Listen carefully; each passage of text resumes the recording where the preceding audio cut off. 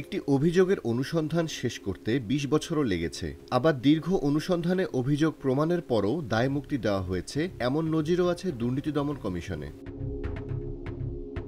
কচ্ছপের গতিতে চলা সেই দুদক এবার নড়ে চড়ে বসেছে। গত এক সপ্তাহে অর্ধশতাধিক দুর্নীতির অনুসন্ধানের সিদ্ধান্ত নেওয়ার পর নতুন কালো তালিকাভুক্ত করা হয়েছে আরও শতাধিক দুর্নীতিবাজ মন্ত্রী, এমপি, আমলা, পুলিশ ও ব্যবসায়ীদের। এই তালিকায় রয়েছেন সাবেক বাণিজ্য মন্ত্রী টিপু মুনশি, সাবেক বিদ্যুৎ ও জ্বালানি প্রতিমন্ত্রী নসরুল হামিদ বিপু, সাবেক খাদ্যমন্ত্রী সাধন চন্দ্র মজুমদার, সাবেক আইনমন্ত্রী আনিসুল হক, সাবেক শিক্ষামন্ত্রী ডাক্তার দীপু মনি, সাবেক ত্রাণ ও দুর্যোগ প্রতিমন্ত্রী ডাক্তার এনামুর রহমান, সাবেক স্বাস্থ্যমন্ত্রী জাহিদ মালেক এবং সাবেক স্থানীয় সরকার মন্ত্রী তাজুল ইসলামের।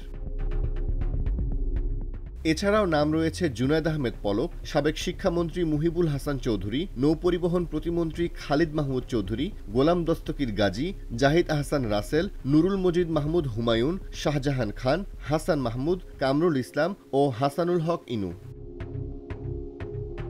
গত ৫ আগস্ট সরকার পতনের পরেই কমিশনের গতি বেড়ে যাওয়ার বিষয়ে কথা বলেন দুদকের একজন ঊর্ধ্বতন কর্মকর্তা। নাম প্রকাশ না করার শর্তে এই কর্মকর্তা আজকের পত্রিকাকে বলেন, দুদক এখন যাদের অবৈধ সম্পদের অনুসন্ধানের সিদ্ধান্ত নিয়েছে তার বেশিরভাগ অভিযোগই অনেক আগের। তাদের অনেকের দুর্নীতির প্রমাণও রয়েছে। বিভিন্ন সময়ে সরকারের চাপের মুখে কর্মকর্তারা এসব তদন্ত করতে পারেনি।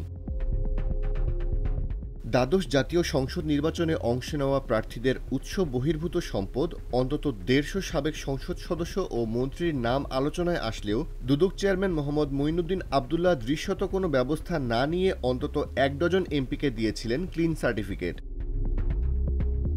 টিআইবির নির্বাহী পরিচালক ইফতেখারুজ্জামান বলেন, এই মুহূর্তে কমিশনের কাজে হস্তক্ষেপ করার কেউ নেই, ফলে কাজটা তারা করতে পারছে। তাই আমরা চাই এসব প্রতিষ্ঠানে যেন নিরপেক্ষ লোক নিয়োগ দেওয়া হয়।